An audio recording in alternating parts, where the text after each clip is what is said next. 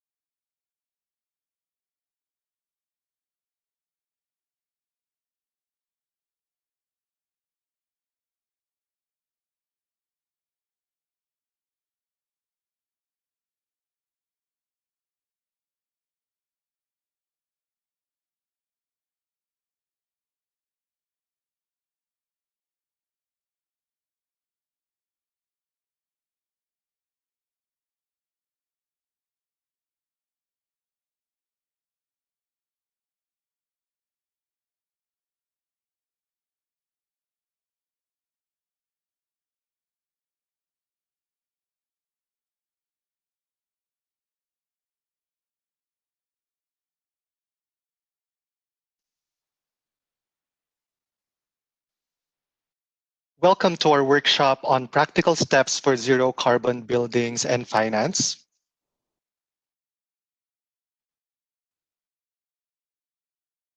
I am Angelo Tan and I am the Philippines country lead for the EDGE program.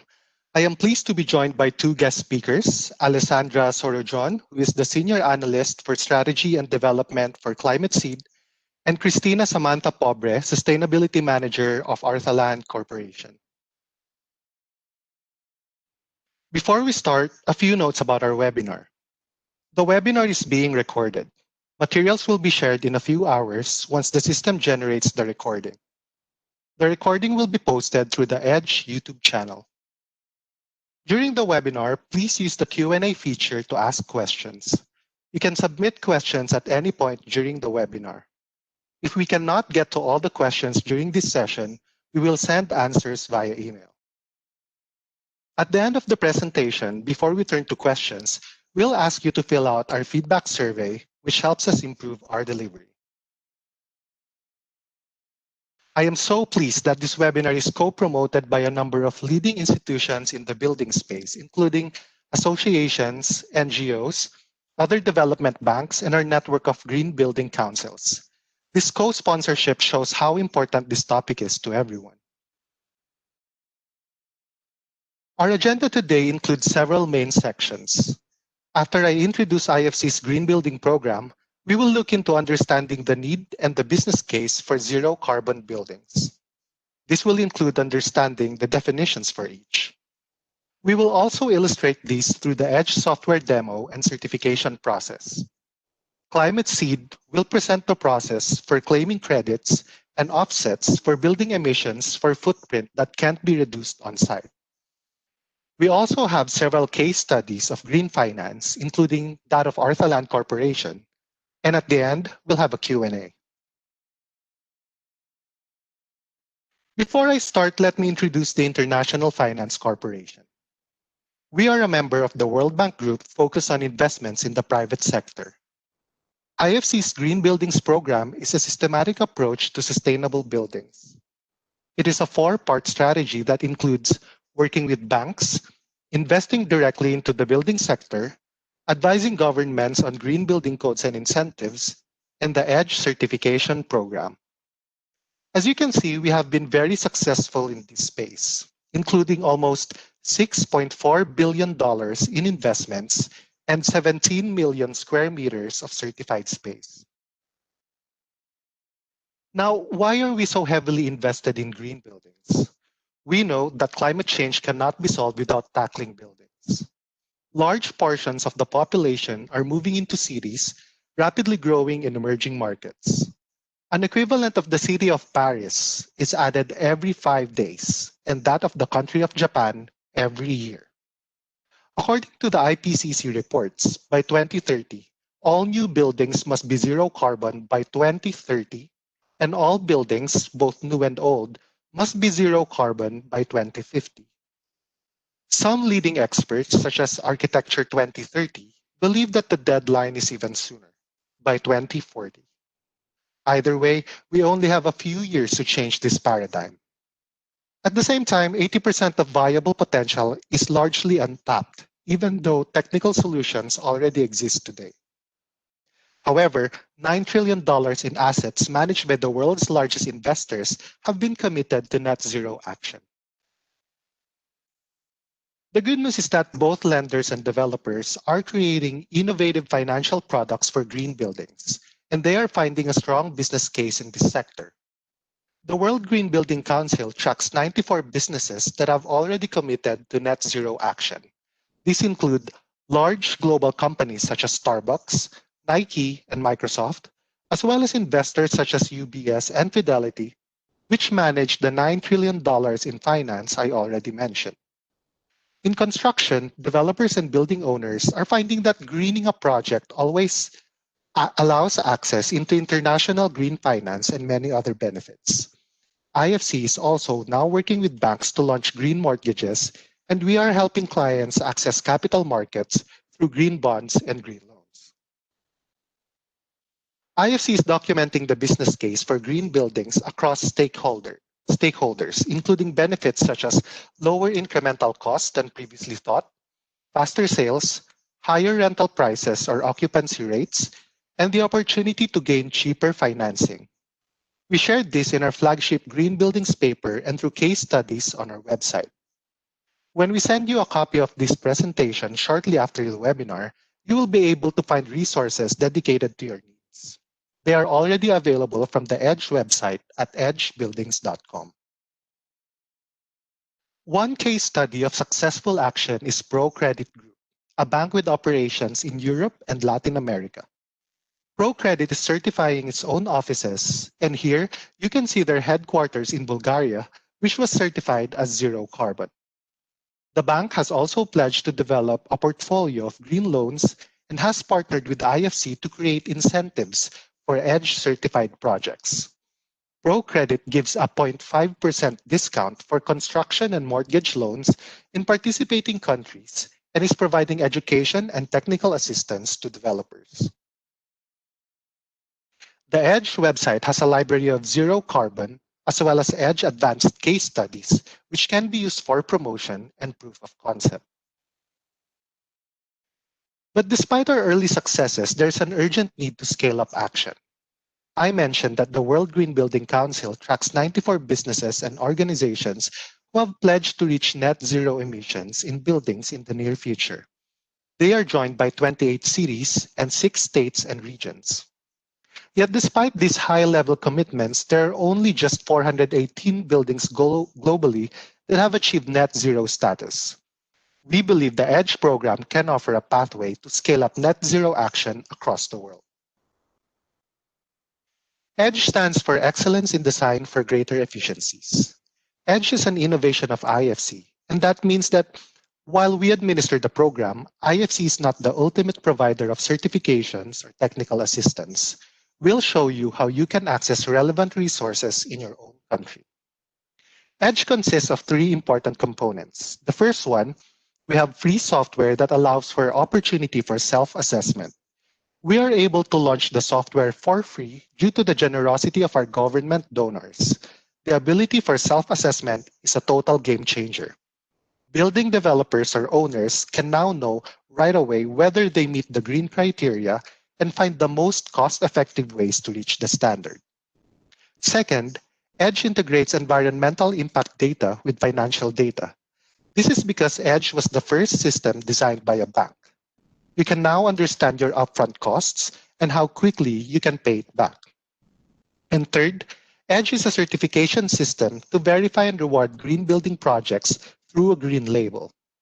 The label has been accepted by leading standard-setting organizations, including the International Capital Market Association, Climate Bonds Initiative, and two of our cross-promoters of this webinar, GRESB and CDP. EDGE certification is possible for new and existing buildings and across all sectors. With the launch of our version 3, EDGE is now a fully global tool available in any country. EDGE is laser-focused on three categories of efficiency: energy, water, and materials. EDGE also has a lot of data that defines the baselines that are location-specific and sector-specific. Within sectors, we even have differentiation for socio-economics. A residential project, for example, in Indonesia is going to have a very different baseline than a hotel project in Vietnam. And in Vietnam, a 2-star hotel will be very different from a 5-star resort. The EDGE methodology is publicly available on our website, and we also did a technical webinar with the Climate Bonds Initiative, which we will also share with you when you receive the presentation. In EDGE version 3, we just launched, the baseline has been updated to recognize strategies that have now become business as usual. For example, LED lighting. Now, every EDGE certified project saves on resource efficiency, but there are 3 levels to reward those who go above and beyond the standard. To reach EDGE certification, a project must achieve 20% resource reduction in all 3 of the categories: energy, water, and materials. The 20% level is consistent with international green finance criteria set by institutions you can see below. If you reach this level and you are able to certify your project, you become eligible for the entire cost of the building to be financed by international green finance. Notice that the project must be certified and must have quantified impact reporting. The next level is EDGE Advanced. Because of the focus on carbon, we emphasize getting to an energy savings of at least 40% on site. Water and materials can continue to be at least 20% better than the baseline, although of course we encourage clients to achieve more. We consider this level zero carbon ready, and that means that any project that has achieved EDGE Advanced status can in the future be eligible for zero carbon certification. And how will they get there? After achieving 40% on-site efficiency, the project can top up the rest of its carbon footprint through renewable energy procurement or carbon offsets. Zero carbon requires to first get EDGE Advanced certification and then look into the operational certification for zero emissions. This definition for zero carbon is consistent with approaches by organizations such as the World Resources Institute and Architecture 2030, with whom IFC has worked to develop our internal standards. First of all, EDGE Zero Carbon is deeply quantitative, which allows building owners to understand their footprint and options for action, comparing resource impacts with financial impacts. Second, the philosophy ensures that we focus on on-site efficiency before off-site renewables and carbon offsets. This ensures that we don't take energy-guzzling buildings and just connect them to a source of renewable energy. We must focus on lowering demand so that we can have abundant supply for everyone. Let me illustrate this process through the EDGE app. So let me just try to switch to that browser window.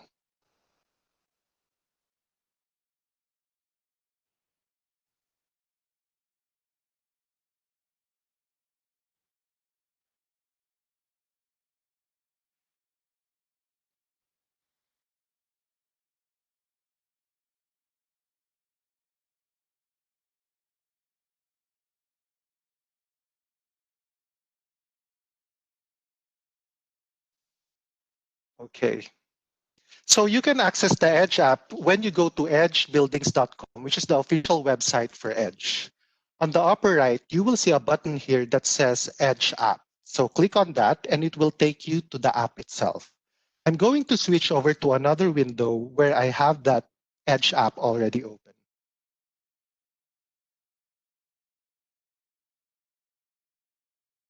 As you can see on the upper right, Edge is available in multiple languages.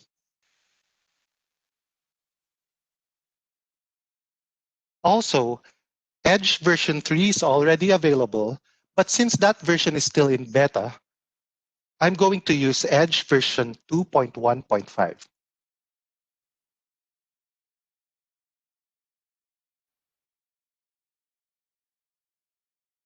Now, as you can see here, I've already pre-populated data for this project.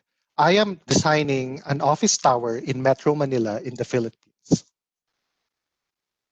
Now, I am designing a new building, but I will also show you later how Edge can be used to assess an existing building for retrofit options. I'm using the default values selected by Edge, but you would be able to later override these settings with your building-specific information. The Edge software is calculating my building's energy and water footprint, translating it into base case utility costs.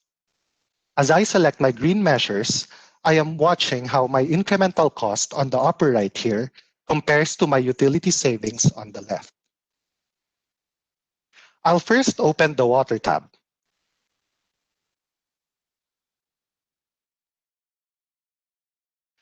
So the base case is broken down into the graph here, and possible sustainability measures are color-coded, so you can see a visualization of how you're performing.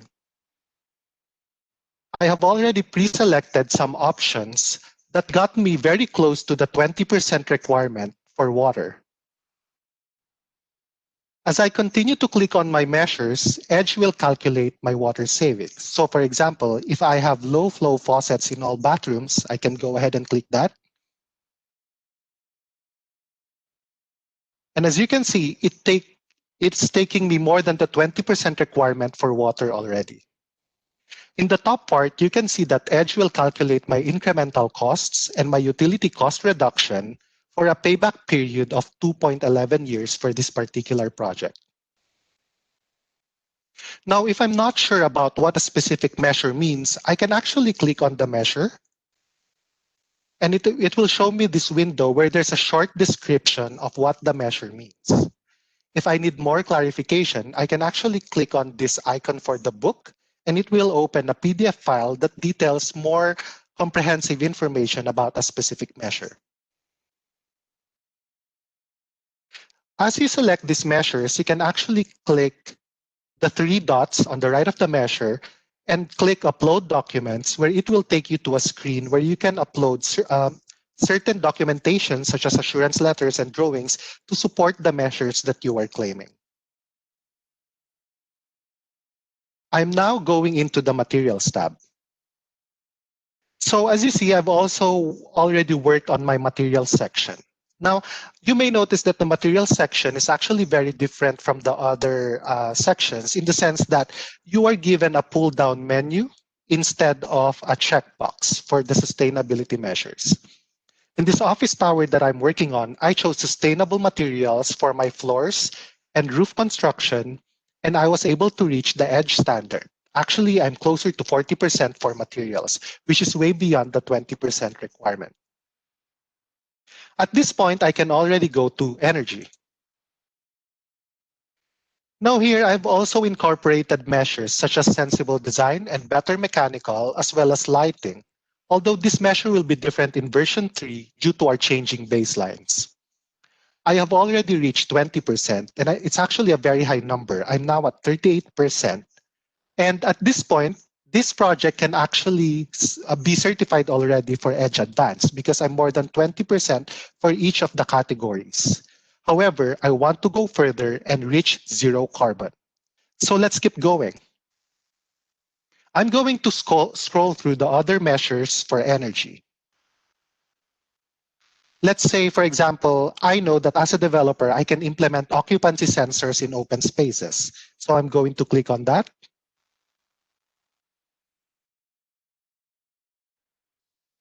As you can see, it already took me to more than 40%, which is what is required for EDGE Advanced. Notice that there were a couple of options that were revealed at the bottom for achieving EDGE Advanced. Now I can also meet my energy demand with on-site solar PV. The rest I will get from off-site renewable energy procurement. So let's check that. And my project is now eligible for zero carbon certification. Now I'm going to stop sharing the screen now and go back to our PowerPoint to see how the certification process works for this project.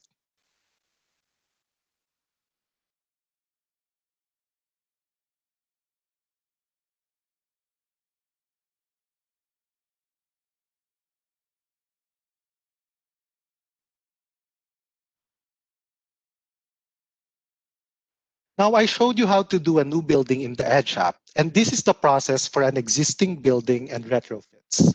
Step 1, instead of Edge defaults, you need to model the building as is. Notice that in this example, the building is actually 15% worse than the local baseline. Step 2, incorporate retrofits that get you past the baseline for a 20% improvement over new buildings. So this building is actually already 23% better than the baseline and 38% better than its original condition. Finally, in step 3, in the materials section, choose reuse of materials. We will have more standalone education on how to process existing buildings, but I wanted you to see quickly the options for building retrofits. Now, we understand that not all efficiency can actually happen on site. That is why Edge has a way to get you all the way to zero carbon. Operational emissions can come from electricity or fuels for heating and cooking. Electricity generated from renewable sources can be directly purchased from an independent power producer. If that is not possible, you can purchase renewable energy credits. Emissions from fuels can also be offset by purchasing carbon credits. Edge is currently an operational zero carbon certificate. That is because we calculate materials as embodied energy. The conversion to embodied carbon is fairly simple, and it will be automated in future Edge updates. IFC works with several accepted providers of RECs and offsets, and we will hear in just a bit from Climate Seed about their specific offer. Now that we have gone through the Edge app and how to go beyond on-site efficiency, let me show you how to put it all together to achieve the zero carbon certification. Step 1, you will need to certify your project as Edge Advanced. This certification includes design audits and post-construction site visit to ensure that there's at least 40% on-site energy efficiency. Step 2, your building needs to be operational for at least 1 year with robust usage data.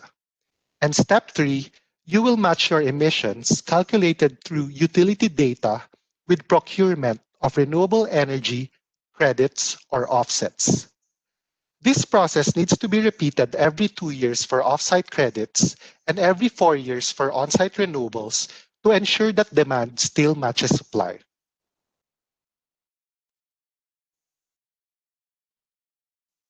Here's another way to look at the EDGE certification workflow. Projects receive both a preliminary EDGE certificate at the design stage and final EDGE certificate at the post-construction stage. The post-construction certificate is considered an asset certification and does not need to be renewed. The zero carbon certificate, on the other hand, is an operational certificate, which needs to be renewed periodically. The cost of EDGE Advanced certification is about $10,000. That's a one-time fee. The cost of renewing the zero carbon certification is only $500, as it's a much simpler compliance process. You may ask, how exactly can a building procure renewable energy or get carbon credits for its emissions? We will now turn to one of our partners from Climate Seed for a description. Thank you very much, Angelo. Maybe I'm not able to share my screen just yet. Okay, let me just switch Perfect. All right. Okay. Okay, perfect. Thank you very much. And thank you everybody for being here and I'll go ahead and introduce myself and Climate Seed. Perfect. Can you see okay? Yes, we can see it. Okay, great. Thank you very much, Angelo. So I am Alessandra Surajan, and I am a senior analyst at Climate Seed. So just briefly, Climate Seed is a social business that really wants to bring transparency to the voluntary carbon market. So we know that buildings have a significant impact to global greenhouse gas emissions. So as Angelo mentioned, the building sector accounts for about 19% of global greenhouse gas emissions. But where exactly are these emissions coming from? So just to show you very clearly, there's two different types of emissions. There's the direct emissions. So these are the emissions that are coming from fossil fuel combustion, from on-site equipment, gas for heating and cooking, or gas leakages from cooling. And on the other hand, we have the indirect emissions. So these are emissions that are coming from the electricity, the heating, the cooling, or the stem. So this actually, the electricity accounts for about 78% of total building energy consumption.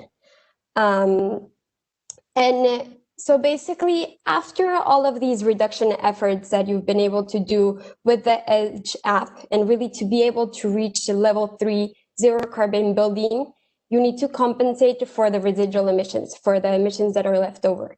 So for direct residual emissions, you can do so by purchasing carbon credits. And then while for the indirect residual emissions, you can do so by either purchasing carbon credits or purchasing renewable energy certificates. So I'll go into detail of what is each one. So renewable energy certificates, which are also known as RECs, basically what they are is that they're tradable certificates that are generated from renewable energy. So this is energy from solar, from wind, geothermal, biomass, hydropower projects, and they are measured in megawatt hours. And these actually can be purchased to account for the electricity emissions. So basically what this means is that you're greening your electricity mix, and this can actually help you reduce these electricity emissions. So as you can see from the map here, actually they're called differently in different locations. So names like guarantees of origins, RECs, IRECs. So it really depends where you are in the world and what the name they use. And regarding the price, that also can vary a lot. So as you can see here some examples. For example, Europe versus US, we're looking at 40 euro cents per megawatt hour versus in the US, it's 190 euros. So it really depends, and the price can be very volatile. Then on the other hand, we have voluntary carbon credits. So these are different to RECs. And the way that work is that they're generated from emission reduction projects that either capture or avoid CO2 emissions. So actually, one carbon credit represents 1 ton of CO2, either avoided or captured by a project. So one of the huge benefits of these types of projects is that they not only have environmental impacts, but also social ones. And the social ones are actually linked directly with the Sustainable Development Goals set by the UN. So as mentioned, these carbon credits can be used to compensate for residual emissions, and it can be used for all different emission sources. So we're talking about both direct and indirect emissions. And the price per carbon credit here really depends on the project size, the project typology, and the project location. So as you can see here, we have the price really changes on the type of a project, and it will also change on where the project is. And as you can also see, there's different types of emission reduction projects. So for RECs, we're looking at really energy, renewable energy projects. Here, we're looking at all types of projects. So, for example, we have forestry, we have renewable energy, we have community-based agriculture, waste management, water management, energy efficiency, and fuel switching. So there's more variety on the type of projects. So in summary, what are the main differences between the two? So one, the unit of measure. So for offsets, we're really looking at ton of CO2 equivalent, while for the RECs, it's a megawatt hour. So we're measuring very differently. Then as for the source, it depends on the project that generates it, right? So as I was saying, for the offsets, we're talking about forestry, renewable energy, water management, for example. And then on the RECs, we're looking at these renewable electricity sources. And then also one important thing is the accounting principles. So what emission sources can they be used for? So basically carbon credits, offsets can be used to compensate all residual emissions, so direct and indirect, while RECs can only be used to account for electricity emissions. And then the pricing, as I was saying, I mean, both can vary. When we're talking about offsets, it's starting from €1 per ton of CO2 equivalent, can go on average up to 15. And for RECs, we're looking at around €1, but this is megawatt hour. At Climate Seed, so what we do is that we help organizations support high quality emission reduction projects through the purchase of carbon credits. So we strictly work only with projects that generate carbon credits. And we were actually launched 2 years ago as a first social business of BNP Paribas, which is one of the largest banks here in Europe, and following Nobel Peace Prize laureate Professor Yunus. So these are the social business guidelines. So what does it mean to be a social business? So different from an NGO, a social business is for profit. However, 100% of the profits have to be reinvested into social and environmental programs. And really at Climate Seed, what we focus on is these three things. So ethics, transparency, credibility. And we want to ensure that the contributions, that organizations' contributions, your contributions are having the biggest impacts. And so what we offer, as I was saying, is really high quality emission reduction projects. And why are we saying that they're high quality? So all of the projects that we have on our portfolio have passed what we call a three-step due diligence process. So it means that, first of all of the projects on our platform have been certified by either national or international standard. So we're talking of standards such as Gold Standard, VCS, Plan Vivo. Then secondly, because we bring that banking know-how, all project developers have passed a strict banking due diligence. So we're checking everything from anti-money laundering assessments, anti-terrorism, and reputational analysis on all project developers. So we're making sure that the money is going to the right hands and it's going to finance these projects. And then finally, all projects have been validated by your internal sustainability committee, which is composed of market experts. And they're actually the ones reviewing the technical and qualitative aspects of the projects. So what does it mean today? It means that we have a portfolio of more than 30 projects in more than 20 countries. And I'll go ahead and I'll actually show you very quickly what our platform looks like. So sorry, bear with me. So, okay, once you've onboarded through Climate Seed, you'll have access to this platform. This is our Climate Seed platform. It's very easy friendly. And as you can see here, you have all the different projects that we have, and then you can filter the projects by by different filters. So you have categories, region, and then the SDGs. And you can also put the amount that you're looking to contribute. So for example, if I'm looking for a forestry project, and let's say I'm looking for one in Asia, and I want a project with high biodiversity impact. So I'm going to say I want to target SDG 15, and then I'll hit search. And then it'll not giving me the project. Asia, search.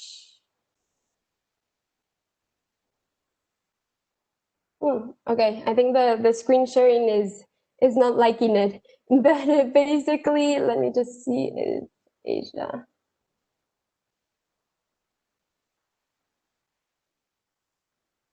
Okay, well, basically, it's supposed to give you the project that you've searched. I think because of the screen sharing, it's not liking it. But basically, just to give you an example, so let me open, for example, okay, the project in Indonesia. So every project that we have on the platform has a project page. So as you can see here, this is a peatland project in the Katingan Peatland project in Indonesia. Then you have a short video of the project story. You'll have exactly where the project is located. Here you'll have a few pictures on the project.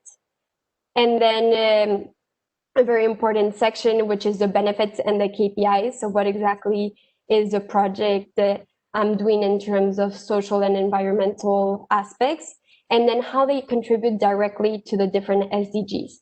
Then here we have the project carrier and the local partners. And then finally at the bottom, you have the different prices per ton of CO2. So depending on the project, size and the different volumes, it might be interesting to purchase more to get better prices.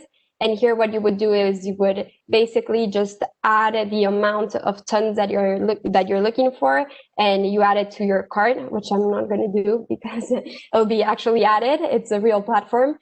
And then that will start the process. And just something to mention at the end, we do have all the documentation of the project. So the monitoring report, the verification report, the project description. So everything is very complete on each different project. So yes, this is our platform, and I would be very happy to answer any questions at the end of the call. And also feel free to contact us and to visit our website. And thank you very much for having me today. And Angelo, I'll give it back to you. Thank you so much, Alessandra and Climate Seed. I actually see that there are some questions pouring in, but maybe we'll reserve those towards the end of the session. Let me just switch back to my screen.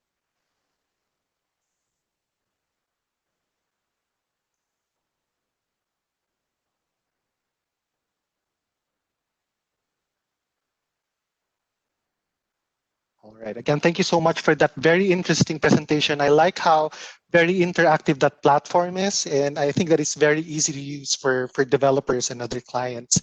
Now, let me now turn to our final guest speaker, ArthaLand, and we'll now see a case study, a success story, actually, of how all of this worked in practice. So, Sam?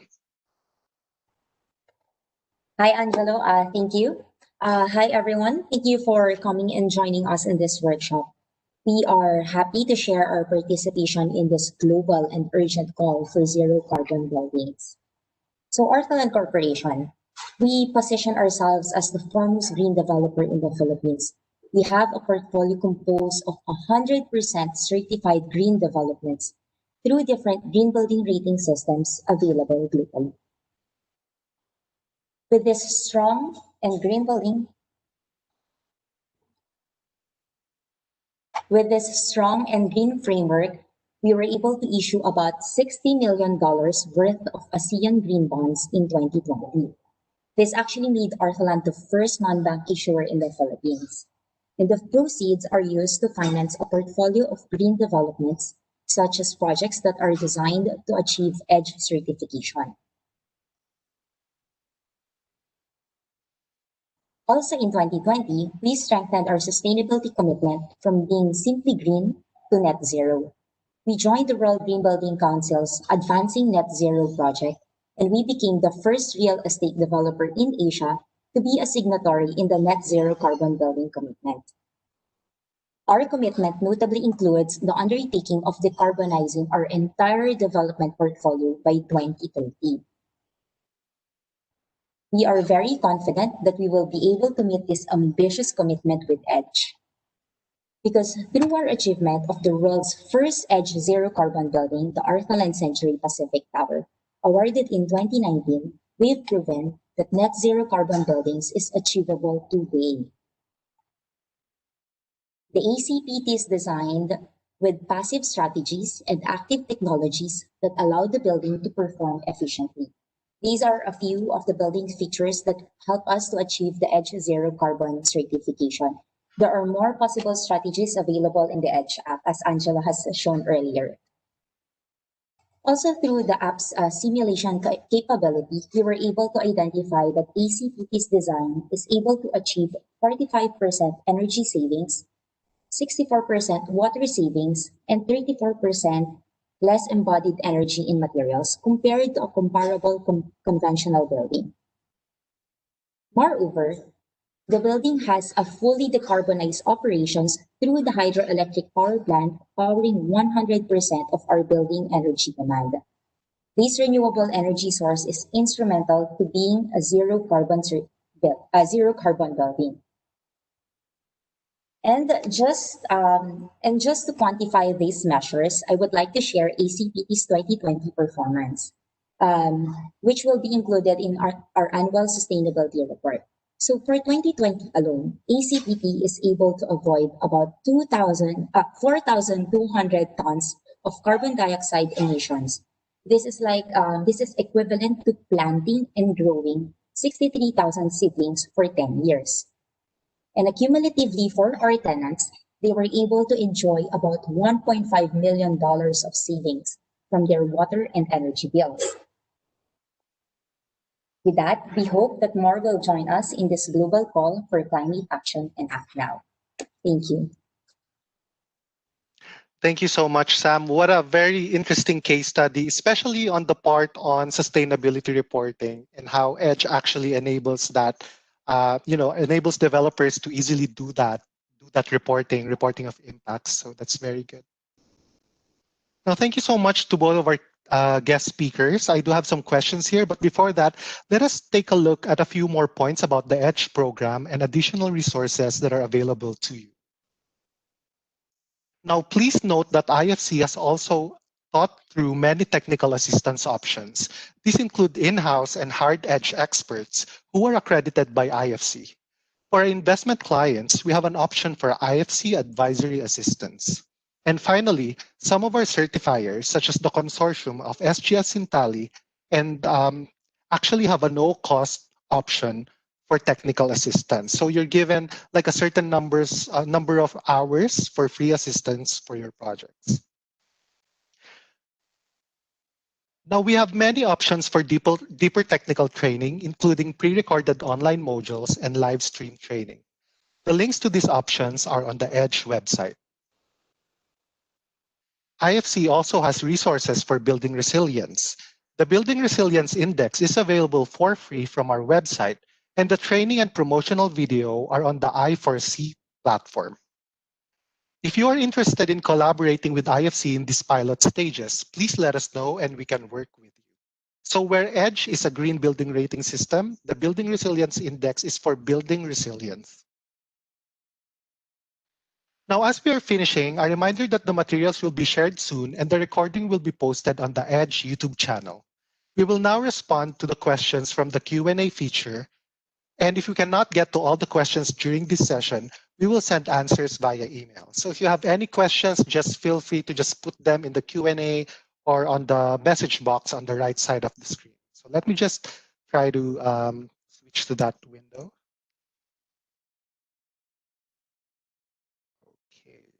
All right.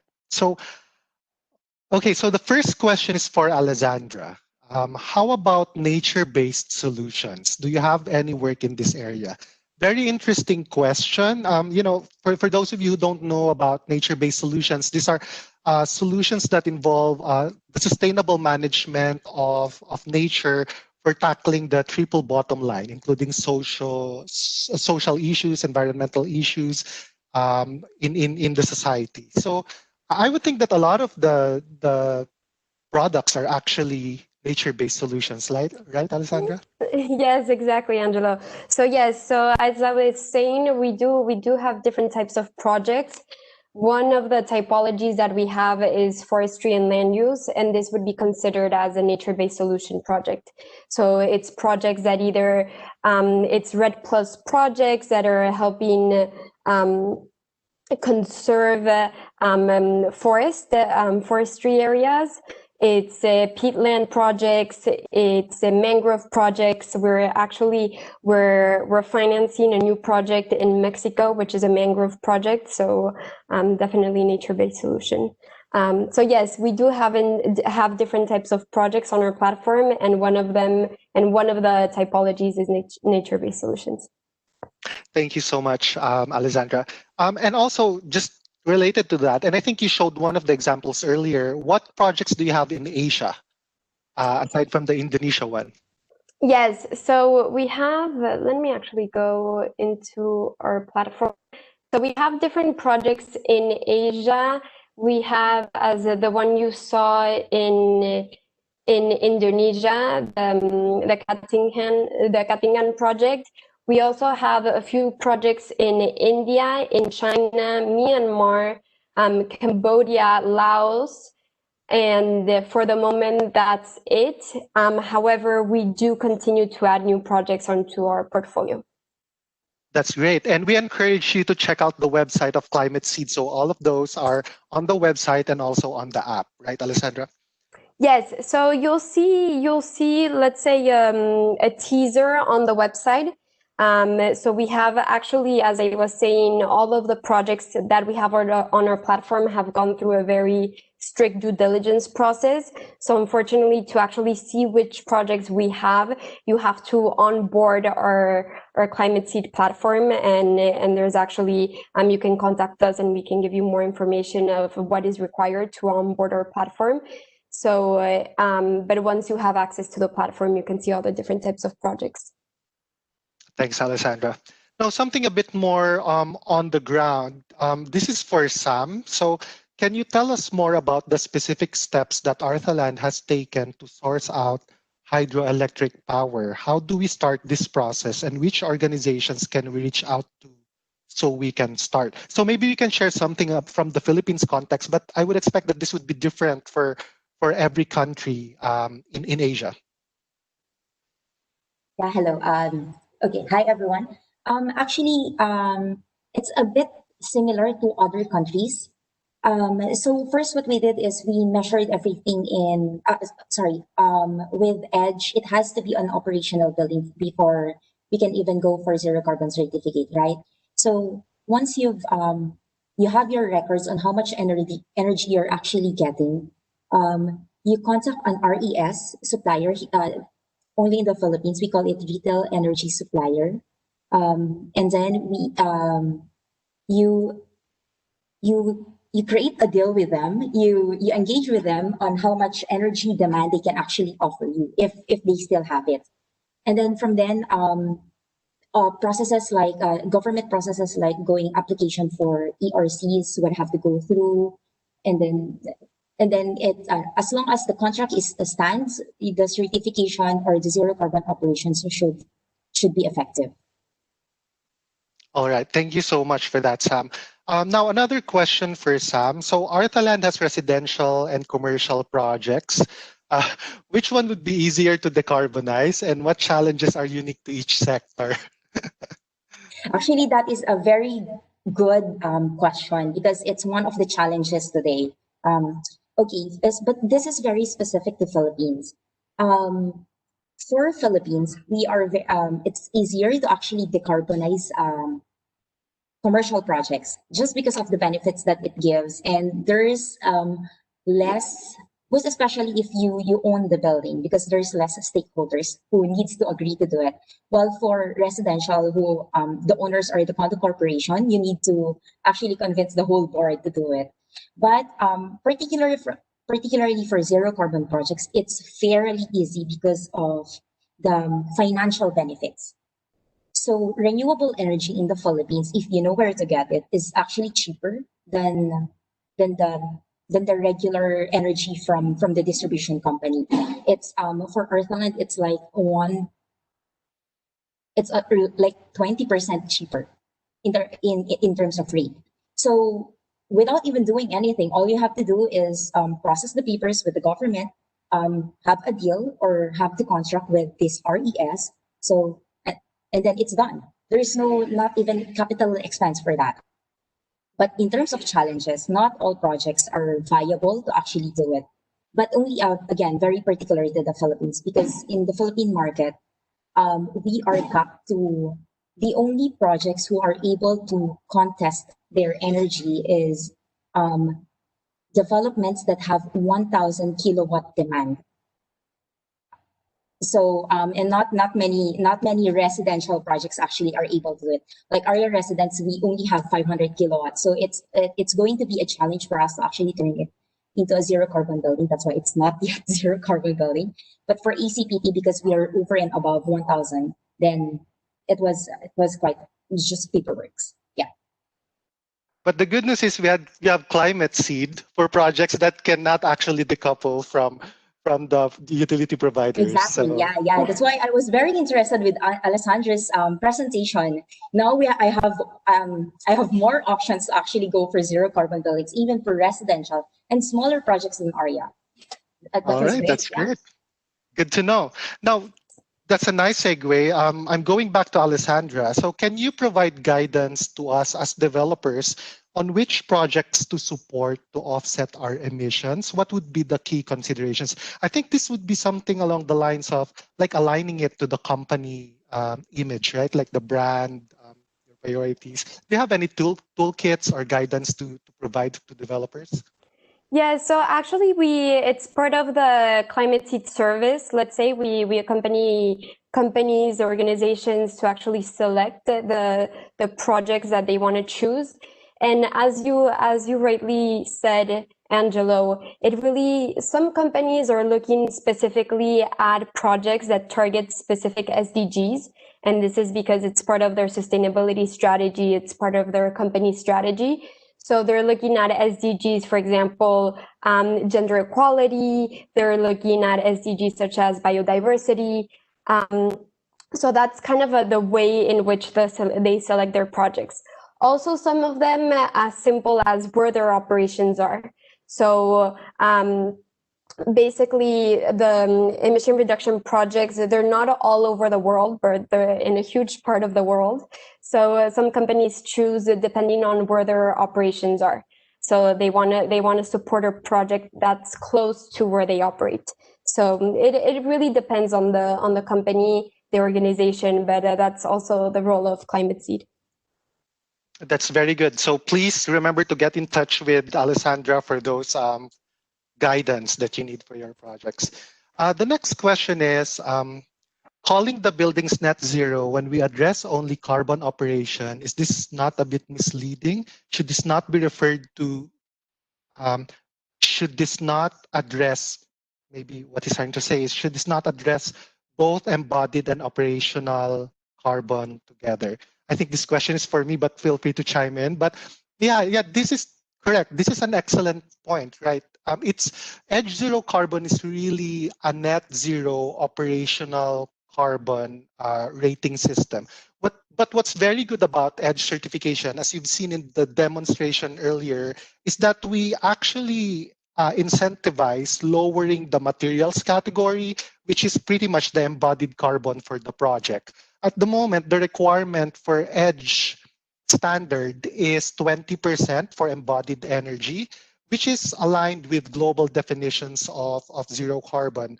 But of course, we're as we come up with new versions of the tool, some of the sustainability measures are becoming business as usual. So in a way, we're kind of elevating what is defined as a sustainability standard. I do have some experience as well with, I think what you want to talk about is really net zero embodied carbon projects. And I do have some experience with that, and I do know some of the rating systems that address this requirement. But the reality is that it's just very hard for countries to, especially for emerging countries, to achieve these ambitious targets. Which is why we're working closely with the World Green Building Council, which actually set forth a roadmap towards the ambitious target of net zero embodied carbon. So it's like, if I remember correctly, around 2030, the target is 40% embodied carbon, and by 2050, fully zero carbon for embodied energy. So that's the ambitious target. And of course, we're also working towards that goal. So, but that is an excellent question. And I believe that that is something that all of us need to talk about. The next one is, when is the EDGE version 3 applicable for certification? And will there be an assistance provided for developers for pre-consultation on getting clarification for new version 3? So version 3 is already available on the website. So again, the EDGE app is free to use. You can already start playing around with the tool. And also version 3 is already available. In fact, I think it was last week when we did a launch for the version 3. So you can already start using it on your projects. But in terms of the formal launch, so we're looking at March for that. And fully live would be around July. So please expect that we will send you, along with the materials of this webinar, some more information on version 3. Maybe we have time for one more question, and maybe the rest I will just collect all of this and send to you via email. There is one question about how can I become part of EDGE Building Expert Team. So EDGE experts are actually called, the professionals who do EDGE are actually called EDGE experts. So you go through a training, so that's required, and then you have to take the exam. So there's more information on that on our website. Now, moving on to the last question. So I think this is for ArthaLand.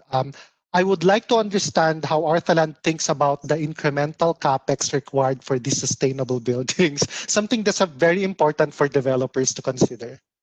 Yeah. Okay, specifically for ArthaLand, our president, Jimmy Gonzalez, would always say that it's about mindset. This capex is actually represents an essential investment in ensuring that the future generations will enjoy a clean and healthy environment. That is directly quoted from our president. So actually, it's really an investment. So either we do it now or the future will suffer. That's how we think of it. Yeah. That's a very good point, and I hope EDGE can help you with the with finding the most cost-effective ways to implement EDGE and EDGE Zero Carbon as well. Now, thank you so much, Alessandra and Sam. This was such a robust discussion, and thank you for the insights that you provided to our audience. I hope that they can use this for their future projects, whether they're developers or consultants or whatever role they have in the path towards a low carbon future. So thank you so much, both of you. Thank you very much. Thank you. Now, as you exit the webinar, it will actually redirect you to our survey, and we ask that you answer the questions to help us improve on our delivery of these webinars. And before we end, we would also like to acknowledge IFC's donor partners who have made EDGE and IFC's work in green buildings possible. These governments and institutions are the reason why IFC is able to offer the EDGE software application for free, as well as all of our awareness raising and promotional activities. Thank you again for joining us today, and this is a call to action to utilize EDGE resources in your sphere of influence. We hope we showed you that practical steps towards zero carbon are possible and profitable as well. We appreciate your interest in EDGE and hope you will join us in transforming the construction markets globally. Thanks, everyone.